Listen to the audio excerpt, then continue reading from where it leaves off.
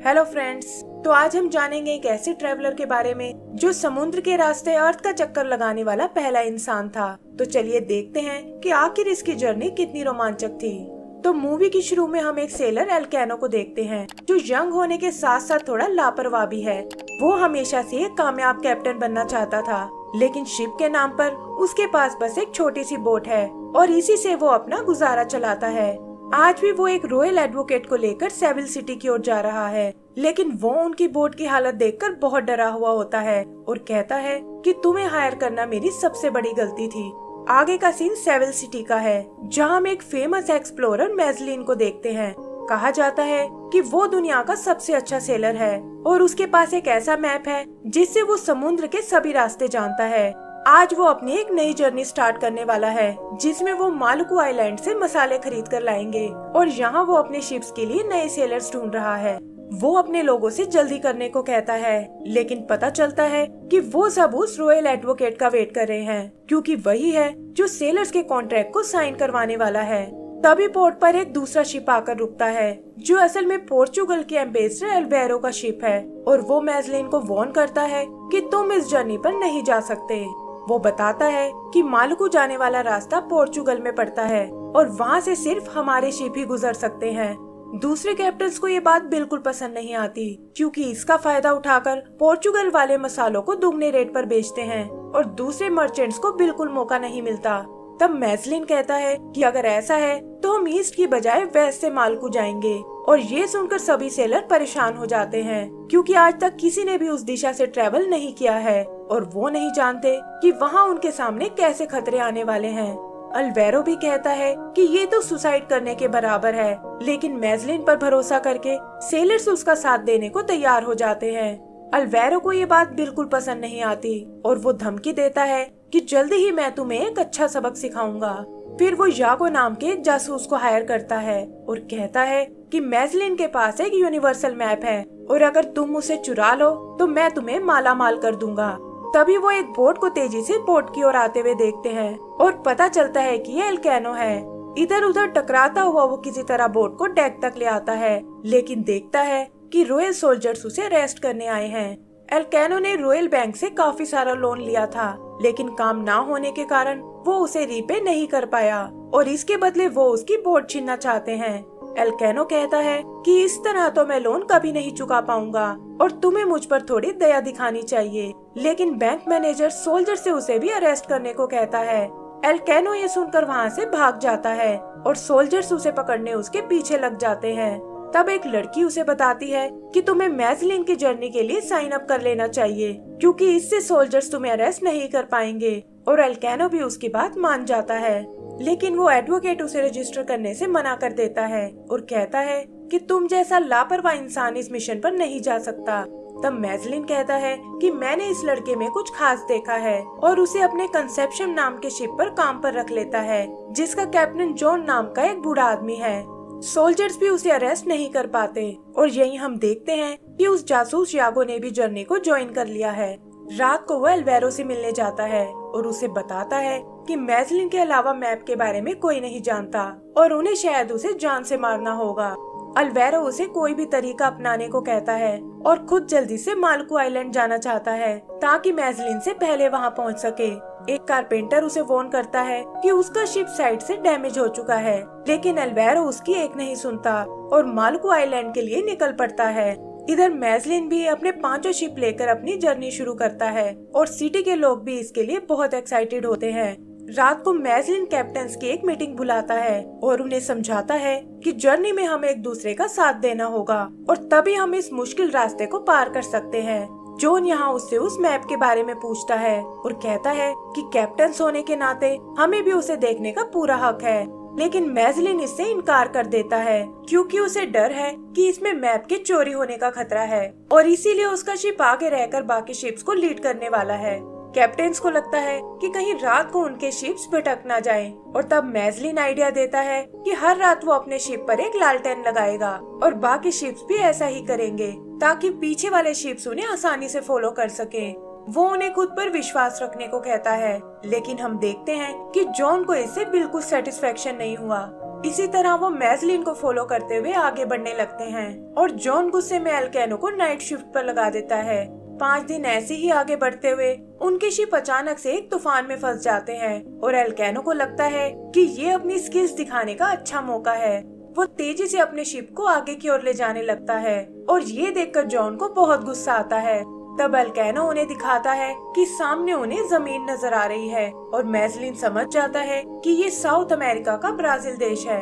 फिर बोट लेकर वो जमीन की ओर जाते हैं ताकि आने वाली जर्नी के लिए खाना पानी इकट्ठा कर सके और यहाँ उनका सामना एक कबीले से होता है।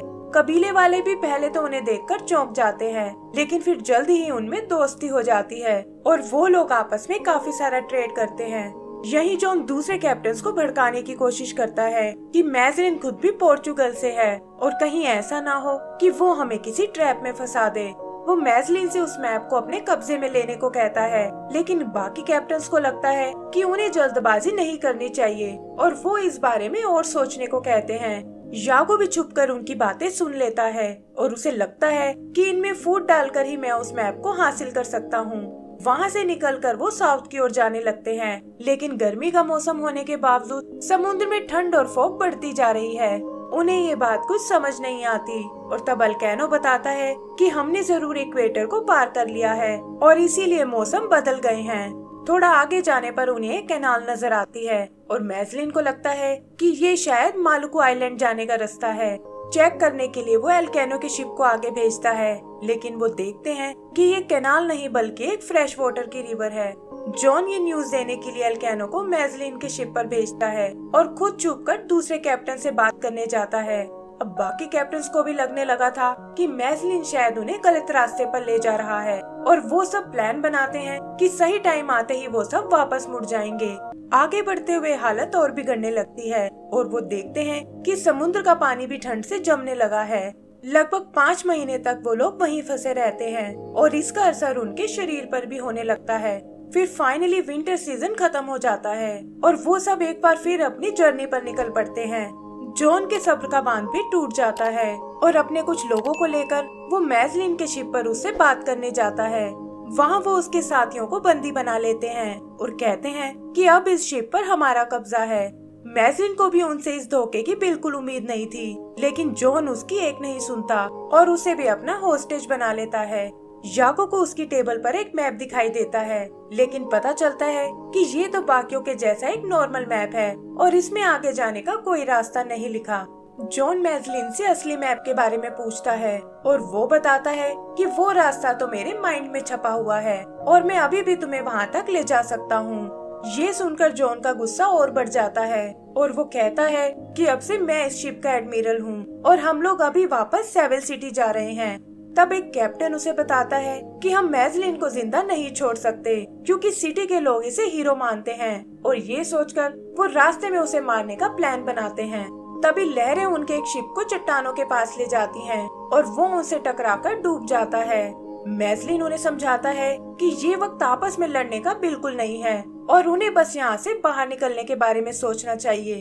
तभी नेविगेटर को सामने एक और कनाल दिखाई देती है और मैजलिन समझ जाता है कि यही उनके बाहर जाने का रास्ता है। वो बाकी कैप्टन्स को भी खुद पर भरोसा रखने को कहता है, लेकिन यागो उसकी बात से बिल्कुल एग्री नहीं होता।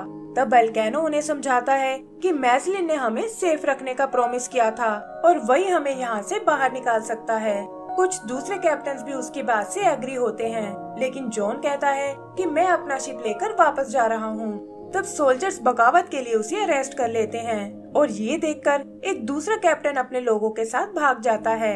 मैजलिन भी उन्हें रोकने से मना कर देता है और कहता है कि वैसे भी हमें धोखेबाजों की कोई जरूरत नहीं है। फिर सोल्जर्स उससे जॉन के बारे में पूछते हैं, जिस पर मैजलिन कहता है कि मैं कोई खून खराबा नहीं करना चाहता और इसे भी एक बोट में डालकर समुद्र में छोड़ दो और अगर ये लकी निकला तो अपने आप वापस घर पहुंच जाएगा। वो लोग जॉन को वहीं छोड़कर आगे बढ़ जाते हैं और वो इसके लिए उन्हें बहुत बद्दुआएं देता है। फिर वो इस नई कैनाल को क्रॉस करने लगते हैं और देखते हैं कि ये जगह शिप्स के लिए बिल्कुल सेफ नहीं है, लेकिन इसके अलावा उनके पास कोई चारा नहीं होता। रास्ते में उन्हें कई मुसीबतों का सामना करना पड़ता है, लेकिन वो हार बिल्कुल नहीं मानते और 40 दिन बाद फाइनली उस कैनाल को क्रॉस कर लेते हैं। खुला समुद्र देखकर उनमें फिर से जोश आ जाता है और मैजलिन को भी लगता है कि अब शायद वो मालुकू आइलैंड पहुंचने वाले हैं, लेकिन वो नहीं जानते कि वो सब इस वक्त पैसिफिक ओशियन में है, जहाँ हजारों किलोमीटर तक कोई जमीन नहीं है। और लगभग 4 महीने ट्रेवल करने के बाद उनके खाने पीने का सारा सामान खत्म हो जाता है। भूख से परेशान वो लेदर और पेपर खाने लगते हैं और पीने के लिए भी गंदे पानी के अलावा कुछ नहीं बचता। फिर एक दिन अचानक सामने उन्हें जमीन नजर आती है और उन्हें लगता है कि यही शायद वो मालुकू आइलैंड है।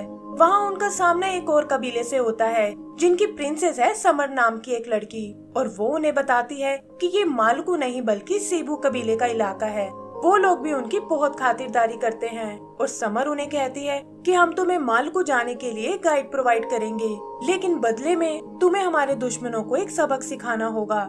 यागो को ये सुनकर एक आइडिया आता है और वो उनके दुश्मन कबीले में जाकर पहले ही आने वाले खतरे से सावधान कर देता है। इधर मैजलिन और उसके साथी उस कबीले पर अटैक करने आते हैं, लेकिन यागो का इशारा करते ही वहाँ अचानक उन पर हमला हो जाता है। मैजलिन तुरंत उन्हें वापस शिप की ओर जाने को कहता है, लेकिन इससे पहले कि वो खुद वहाँ से निकल पाए, यागो गन से उसके पैर पर हिट करता है और कैप्टन के साथ बोट में वहाँ से निकल जाता है। एल्केनो मैजलिन की मदद करने की कोशिश करता है, लेकिन मैजलिन अपनी कैप देकर उसे वहाँ से भागने को कहता है। तभी वो समर को आते हुए देखते हैं, जो एल्केनो को बचाकर वापस ले जाती है और कबीले वाले मैजलिन को मार डालते हैं। शिप पर आते ही वो यागो को अरेस्ट करा देता है और बाकी सेलर एल्केनो को ही अपना नया कैप्टन चुन लेते हैं। वो मैजलिन के मिशन को पूरा करने की कसम खाता है और बचे हुए दोनों शिप लेकर वो आगे बढ़ने लगते हैं, जहाँ रास्ता दिखाने में समर उनकी मदद करेगी। फिर वो जल्दी ही मालुकू आइलैंड पहुँच जाते हैं, जो देखने में बहुत ही सुंदर और हरा भरा था। वहाँ वो किंग को अपनी लाई हुई चीजें गिफ्ट करते हैं और वो भी उनके साथ ट्रेड करने को तैयार हो जाता है। आगे हम उन्हें अपने लिए मसाले खरीदते हुए देखते हैं और तभी एक सेलर एल्केनो को बताता है कि पोर्चुगल वाले मालुकू को अपना इलाका मानते हैं और कभी भी यहाँ आकर तुम्हें अरेस्ट कर सकते हैं।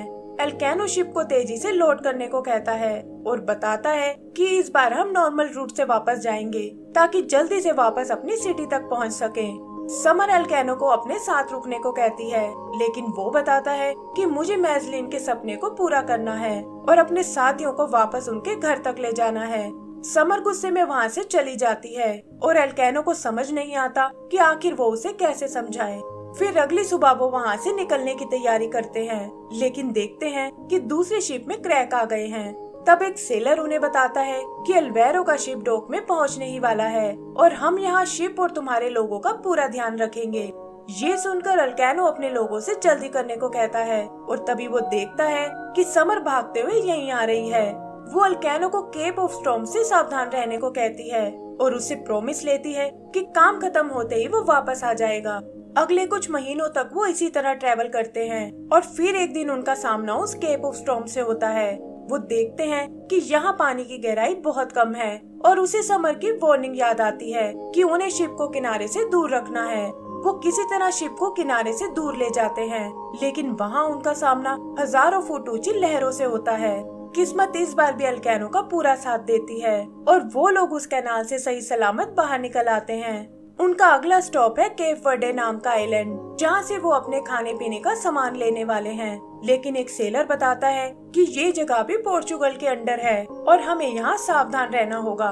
वो लोग वहाँ के गवर्नर से झूठ बोलते हैं कि हम तो बस यहाँ से गुजर रहे थे और तूफान के कारण हमारा सारा सामान खराब हो गया। इधर यागो चालाकी से खुद को बाहर निकाल लेता है और उन्हें बताता है कि ये लोग मालुकू आइलैंड से मसाले लेकर आए हैं। ये सुनकर गवर्नर उन सबको पकड़ने का ऑर्डर देता है और एल्केनो और उसके साथी बचकर भागने लगते हैं। उनका पीछा करते हुए अल्वेरो भी केप वर्डे पहुंच जाता है और कहता है कि अब मैं इन्हें यहाँ से नहीं निकलने दूंगा। वो लोग उन पर अपनी कैनन से अटैक करते हैं और गवर्नर भी अपने शिप से उन्हें घेर लेता है। एल्केनो किसी तरह गवर्नर के शिप को मार दे देता है और उधर यागो भी बचकर अल्वेरो के पास आ जाता है। जल्दी ही एल्केनो और अल्वेरो के शिप आमने सामने आ जाते हैं और उनके लोगों के बीच लड़ाई शुरू हो जाती है। तभी एल्केनो की नजर अल्वेरो के शिप के क्रैक पर पड़ती है और वो ऐसी जगह बना हुआ है जहाँ ज्यादातर शिप अपना गन पाउडर स्टोर करते हैं।